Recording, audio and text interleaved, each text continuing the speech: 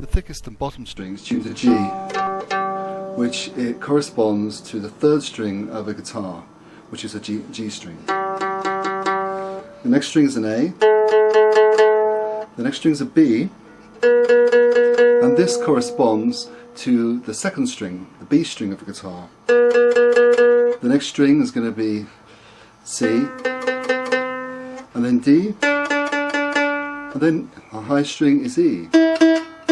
Again, this is the first string, the top string of the guitar. So if you're in any doubt about your tuning, you know, a guitar is always quite easy to find online. You can find, you know, online tuning aids, and you can also buy little tuners which will tell you the notes. As long as you've got one or two strings that are in tune, you can normally tune the rest by ear. It does take a little bit of practice, but I think it will help you in the long run if you try to do most of it by ear.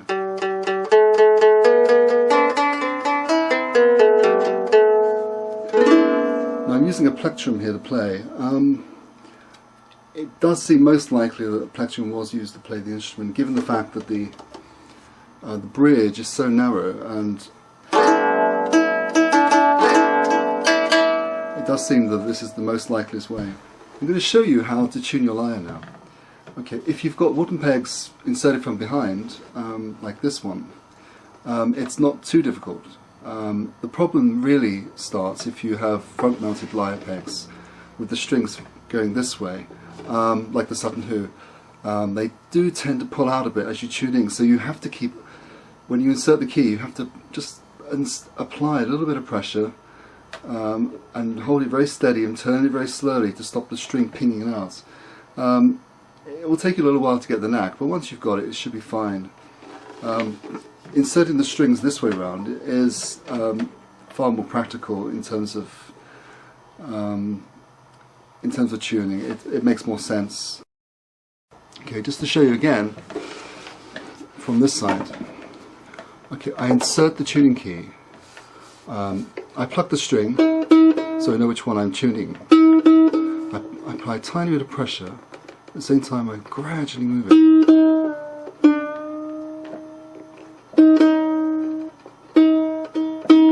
Sometimes you find it helps just to push the key in just a tiny bit when you finish. It sort of helps to seat the tuning key. To play chords on the lyre, you simply damp the strings you don't want to hear, leaving the notes that you do. There's no pressure involved. You don't have to press hard with your fingers. The lightest touch is probably the best, in fact. To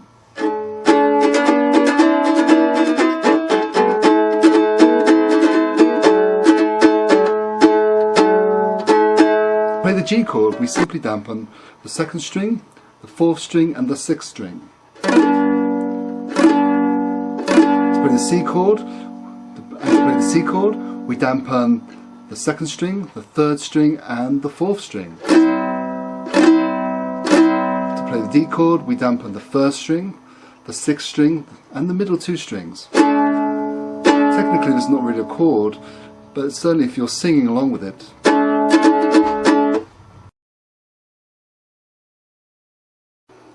There are different places you can strum on the lyre to give you different effects. If you play close to the bridge, got a gritty sort of biting sound. If you play a bit higher up,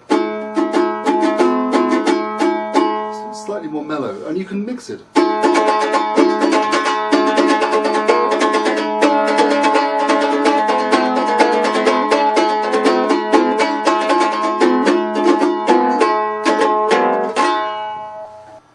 If you damp all the strings, you just make a rhythmic sound, but you can play staccato by releasing notes individually.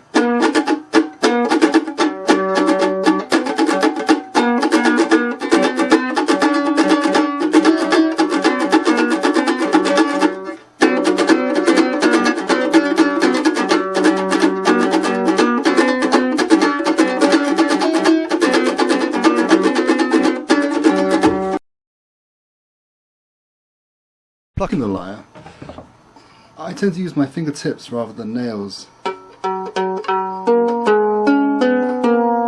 The sound with the plectrum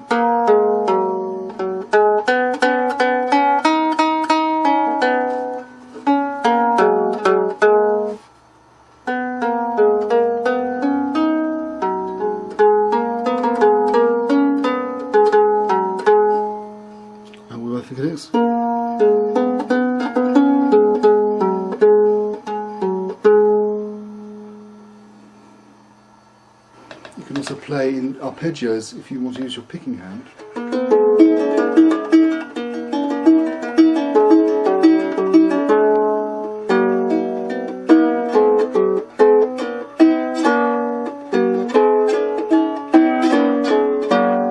You're free to experiment with different fingerings to find out what sounds right for what you're trying to do.